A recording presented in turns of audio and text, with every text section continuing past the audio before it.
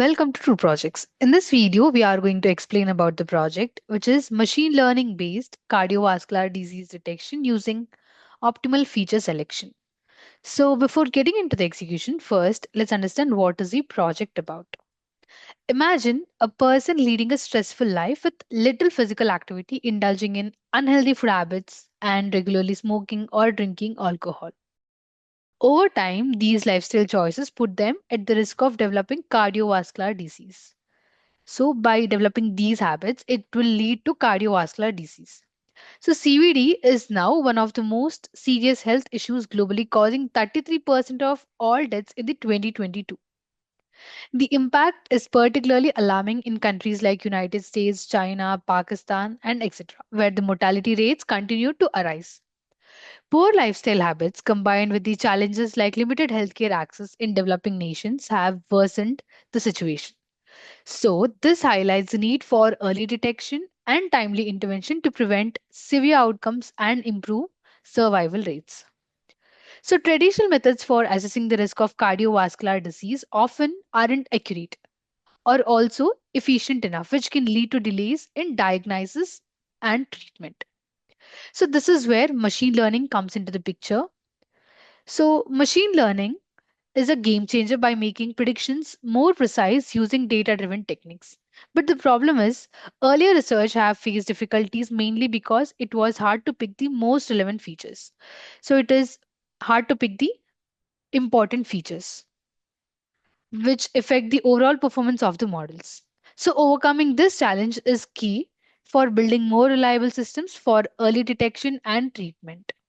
So, to tackle all these issues, in this project, we are pinpointing important features. That means in this project, we'll be selecting important features from intricate medical data sets. So, here we'll be utilizing several techniques. One is fast based correlation based filter, minimum redundancy, maximum relevance, which is MRMR, relief, ANOVA, and LASSO. So, we'll be using all these techniques to find the important features. So, these features they are most relevant to cardiovascular disease prediction. And to enhance the performance of these feature selection methods, we incorporate particle swarm optimization, which is PSO, which helps in identifying the most critical features that contribute significantly to the accuracy of the predictive models. So, this approach ensures that we focus on the most impactful data, improving the effectiveness of our predictions. And after identifying the optimized set of features, we use the refined data set to train our classifiers using extra tree and the random forest classifiers. So both of these models demonstrate the highest accuracy during testing, indicating their effectiveness in predicting cardiovascular disease. So our system is built to accommodate data sets of various sizes, ensuring it performs well regardless of the volume of the data. Additionally, a comparative analysis has been conducted to show that our approach outperforms the existing methods for further validating the advantages of our optimized feature selection and classification process. Moving on, to make the project more even better as the extension, we have decided to use ensemble model. So in this project, we are incorporating an ensemble model, which is voting classifier, which combines ADA boost, decision tree, and extra tree. So this method combines predictions from all these three models using ADABoost with decision tree and extra trees. So by doing this, we will be able to enhance the reliability and accuracy for the final predictions, reaching the accuracy of 94.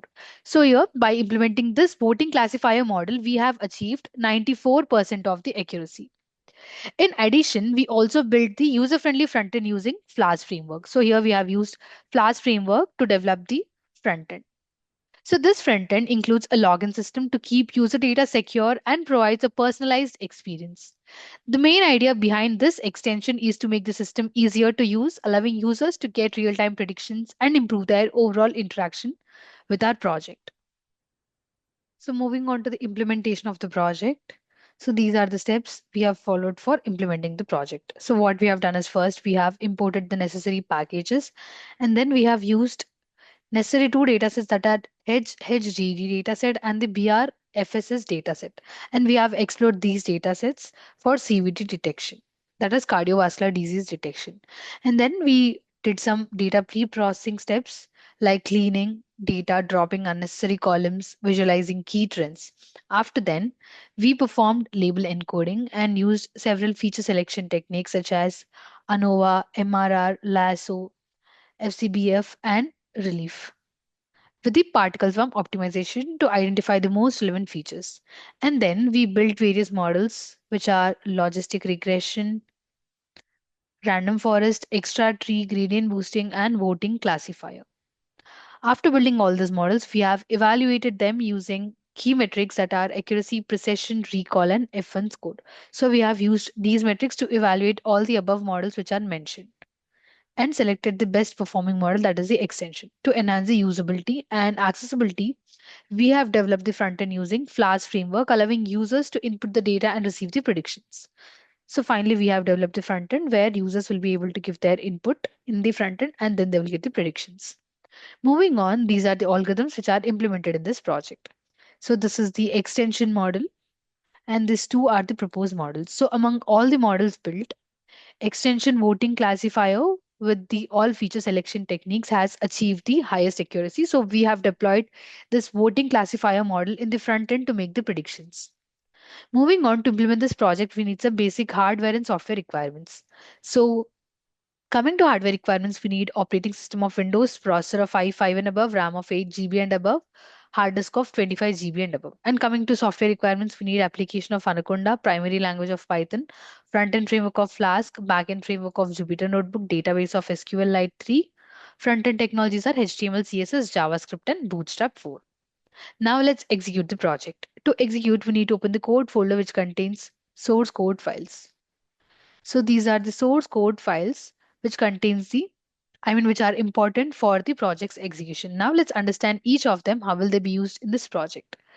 So in the first folder, we have BRFSS dataset. So let's open it. This is the dataset. So this is the BRFSS dataset. All these are the independent columns, independent attributes which impact the cardiovascular disease, that is the heart disease. So using these features, we'll be predicting the heart disease. Among all the features, we'll be selecting the important features using some feature selection techniques. So here 0 means that person has no heart disease and 1 means that person has heart disease. Now let's close it. So here in this HHGD dataset, we have HHGD dataset. So let's open it. So this is the dataset, and here we have the target column, and this is the dataset. These are the independent attributes. Now let's close this. Get back. So this is the model folder in which we have algorithm information, and this will be loaded into the project code during runtime. And coming to the static folder, this folder contains CSS, JavaScript, and Bootstrap files, which are important for the project styling and interactivity. So coming to templates folder, this folder contains all the HTML pages used in the project. It typically includes files like index.html, about.html, etc., which represent different pages of the website. And this is app.py file. This .py file contains the information related to the front end logic of the project. It includes code written in Python that handles server-side operations such as processing user requests, interacting with the database, and generating dynamic content to be rendered in the HTML templates. And this is the notebook file. We have two notebook files. So one is BRFSS and the other one is HGD dataset. So coming to this notebook files, they are the Jupyter notebook files which contain a combination of code, graphs, and outputs all in one place. It allows users to write and execute code in individual cells, making it popular choice for the data science. So coming to this BRFSS dataset, Jupyter notebook file, in this we'll be loading the BRFSS dataset and we'll be writing the code according to this dataset. We'll be doing pre-processing and then we'll be building all algorithms of the related to the BRSS dataset. And coming to this HHGD dataset, here we'll be training all the algorithms on the HHGD dataset to predict the cardiovascular disease. And these are the two sample files using which we'll be doing the prediction in the front end. So let's open the sample BRFSS file. So we'll be doing prediction in the front end using these test cases. So we'll use them as test cases in the front end. Let's close this. And here we have for the HHDD dataset. So let's open the sample HHDD dataset. So here we have some of the test cases using which we'll be doing prediction in the front end for the HHDD dataset. So let's close this. And this is the database file in which users data will be stored. So now let's execute the project. To execute, we need to copy the path of the code folder from the address bar of the file explorer. So let's copy it. Now open the Anaconda prompt.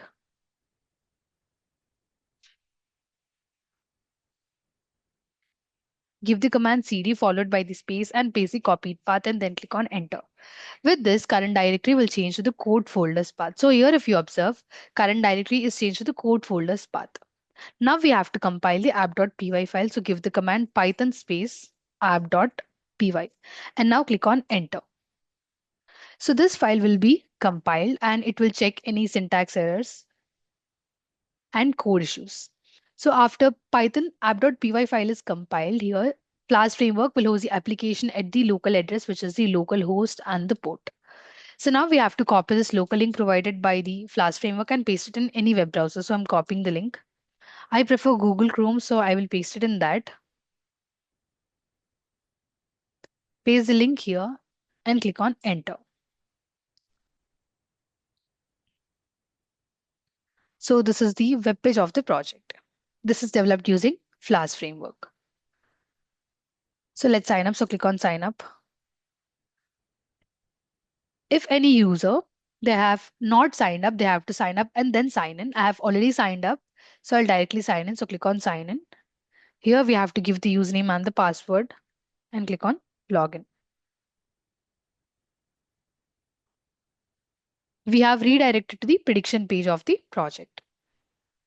As we have used two datasets in this project, we'll be doing predictions for both the datasets to predict the cardiovascular disease. For that, under prediction first, let's do prediction for the HHDD dataset. So click on that. So here are the parameters that are need to be entered. Based on the given parameters, we'll get the prediction. So before entering the parameters, we will understand what are these. Sex is nothing but gender. Chest pain, it indicates the type of chest pain that the patient experiences, which is important predictor of heart conditions. There are four types: typical angina, atypical angina, non-anginal pain, and asymptomatic pain. That means no chest pain, but still a potential heart condition. So coming to fasting blood sugar, it measures the blood sugar levels after fasting for at least 8 hours. And here we have the old peak value. Old peak value is nothing but it represents the ST depression induced by exercise relative to rest, which is a value indicating the change in the ST segment on an ECG. A higher value suggests more severe heart problems and it is an indicator of how well the heart responds to stress. And coming to this last one, which is ST slope, it refers to the slope of ST segment during the peak exercise test.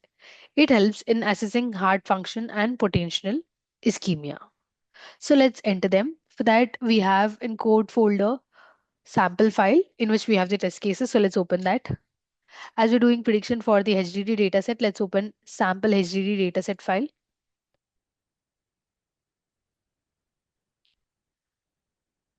So let's try using the first test case. Here, sex is 0, which means that male, chest pain, fasting blood sugar is 2, old peak is 3, ST slope is 4. Now let's click on predict. So here we got the prediction as predicted as patient with heart disease. That means that patient is suffering with the heart disease based on the algorithm predicted. So now let's try using some more test cases for the same data set.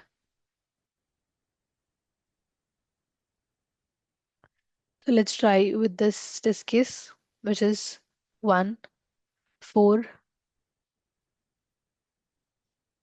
1, 0.1. ST slope is also 1. Now click on predict.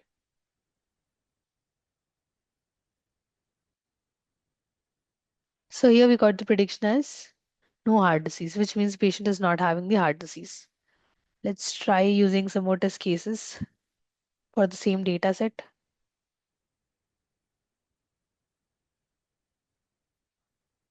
So let's try using this test case. So here sex is 1, chest pain is 4, fasting blood sugar is 1, old peak is 1.6, ST slope is 3, and click on predict.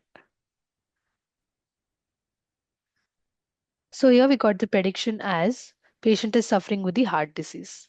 Now let's try using the other dataset. For that, under prediction, click on BRFSS dataset link.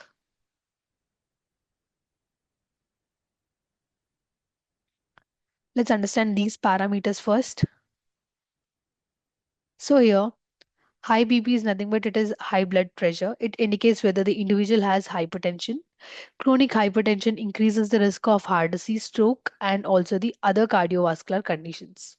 So coming to smoker, it refers to whether the individual is current or a former smoker.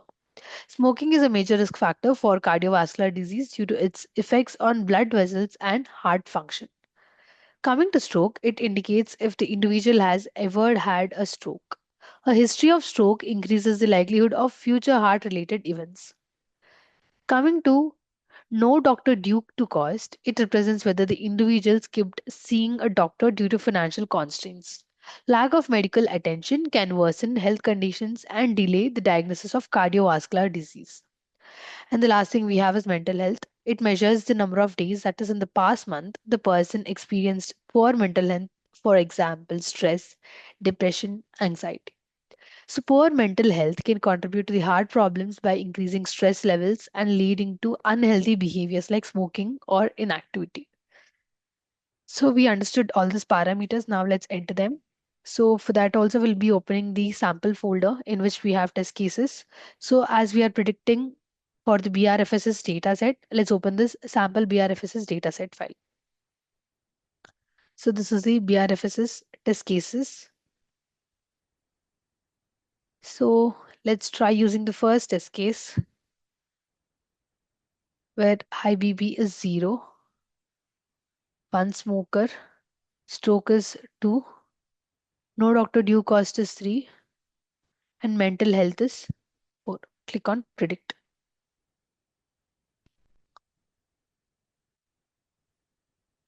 So here we got the prediction as patient is suffering with the heart disease.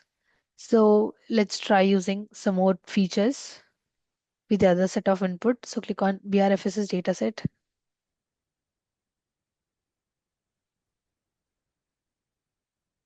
Let's try using this test case. So high BP is 0, smoker is also 0, stroke is 0, no doctor due cost is 20, mental health is 0. Click on predict.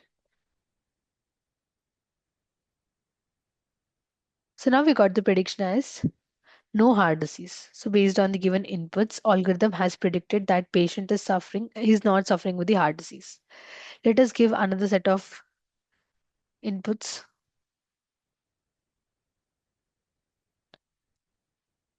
So let's try using these inputs.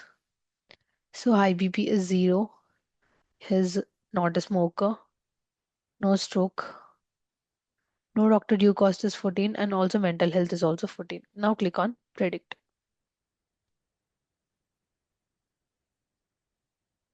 So it has predicted as with no heart disease. That means the algorithms with the given set of input, it has predicted as no heart disease. Now click on sign out. In this way, by using machine learning models, by selecting optimal features from it, we can successfully predict the cardiovascular disease. So this is all about the project. Thank you for watching video. For more projects please visit our website www.trueprojects.in. For updates on latest project videos, please visit True Projects YouTube channel and subscribe.